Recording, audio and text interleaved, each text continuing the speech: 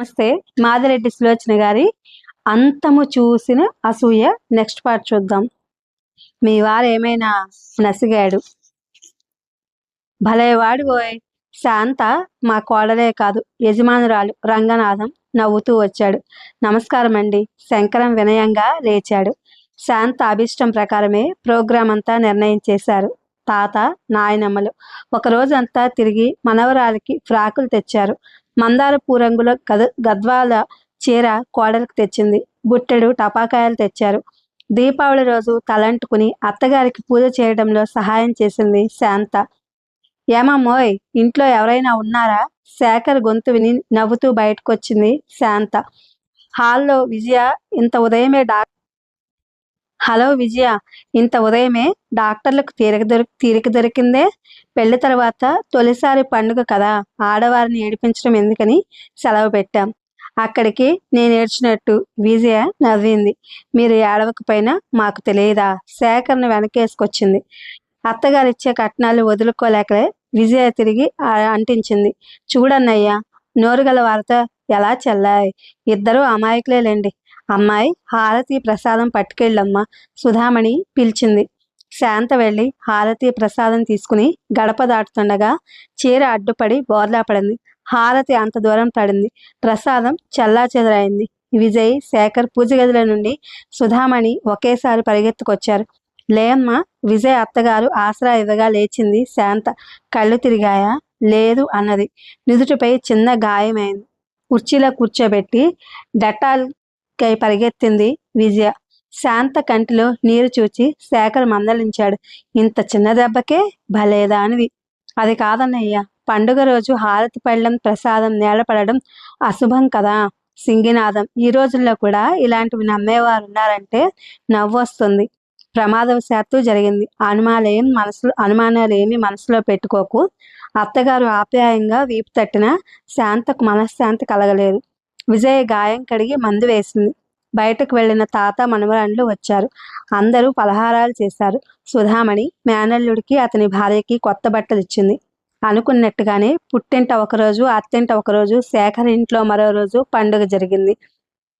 సుధామణి కోడలు నీరసంగా స్తబ్దుగా ఉండటం గమనించింది. కాలేజీ నుండి వస్తూనే కూతురితో ఆడేది. అలాంటిది ఎటో చూస్తూ కిటికీ దగ్గర కూర్చుంటుంది.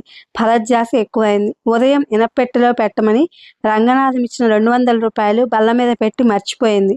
వయసులో ఉన్న పిల్లలను దూరంగా ఉంచడం తనదే పొరపాటు అనుకుంది సుధామణి. తన కూతురు భర్తతో వెళ్ళలేదా? ఏదో నిశ్చయించుకున్నట్టు తలాడించి పైకి వెళ్ళింది. శాంత భుజం పట్టి కుదిపింది. మీరా వెనక్కు తిరిగి లేచింది. కళ్ళల్లో నీరెందుకు? మీ మామగారితో చెప్తాను నీ ప్రయాణానికి ఏర్పాట్లు చేయమని. వద్దు అందుకు కాదు అన్నది వాదిస్తున్నట్టు. మరెందుకో చెప్పందే, నాకెలా తెలుస్తుంది? వారు ప్రతివారం తప్పక ఉత్తరం రాసేవారు. 15 రోజులైంది ఉత్తరం రాక. అన్ని పీడకలలే వస్తున్నాయి. అదా సంగతి. నవ్వింది. పోస్టు వారి పొరపాటో, వాడికే పని ఉండి రాయలేదో ఆందోళనగా ఉన్నప్పుడు అన్ని అశుభాలే గుర్తుకొస్తాయి. మీరిద్దరూ దూరంగా ఉండడం నాకు నచ్చలేదు. మీరు మరోలా భావిస్తున్నారు. కళ్ళు తుడుచుకుని అంది. లేదమ్మా, స్వార్థంతో నిజం ఆలోచించలేకపోయాం. అపర్ణ ఉందిగా, నువ్వు స్టేట్స్ చూసినట్టుంటుంది. శాంత మాట్లాడలేదు. రెక్కలుంటే వెళ్ళి రవీంద్ర దగ్గర వాళ్దామన్నట్టు అనిపిస్తుంది. అతని ఒడిలోనే శాంతి పొందాలన్న ఆరాటం. రా, కాఫీ తీసుకుందు. అత్త వెనకాలే మేడ దిగి వచ్చింది. అమ్మా. నీలం కవరు పట్టుకుని తప్పటడుగులతో వచ్చింది అపర్ణ. ఆనందంగా కూతురి చేతిలో ఉత్తరం లాక్కుని చింపింది. పైన సంబోధన చూస్తూనే ఉలిక్కిపడి అడ్రస్ చూచింది. తొందరలో ఎంత పని చేసింది తను. అత్తయ్య. ఏ అమ్మా? నా ఉత్తరం అనుకుని అనిత మీకు రాసిన ఉత్తరం చించాను. అపరాధిలా తల ఉంచుకుని చెప్పింది. ఇప్పుడు ఏమైందమ్మా? చదువు. మీరే చదవండి. ఉత్తరం అత్తగారికి ఇచ్చి తప్పుకుంది. ఉత్తరం శాంతం చదివి తేలికగా నిట్టూర్పించింది సుధామణి.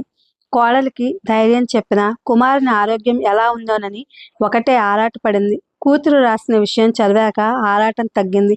గత వారం వచ్చి 2 రోజులు చెల్లెల వద్ద గడిపి వెళ్ళాడట రవీంద్ర. శాంత ఆమె పిలుపు కోసమే గుమ్మం అవతల నిల్చుంది శాంత. ఇదిగో, రవి క్షేమంగా ఉన్నాడట. ఇకనైనా నిశ్చింతగా ఉండు. అనిత బాగుందా? అంతా బాగున్నారట. ఆనందంగా కూతుర్ని ఎత్తుకుని ముద్దాడుతూ హాల్లోకి వెళ్ళింది. సాయంత్రం శేఖర్ వచ్చి విజయ్తో పాటు శాంతను సినిమాకి తీసుకెళ్లాడు. ఆయన ఉత్తరం రాక చాలా కంగారు పడ్డానన్నయ్య. వెధవ, రేపు మరో ఉత్తరం రాస్తాను. నాకు జవాబు ఇవ్వలేదు.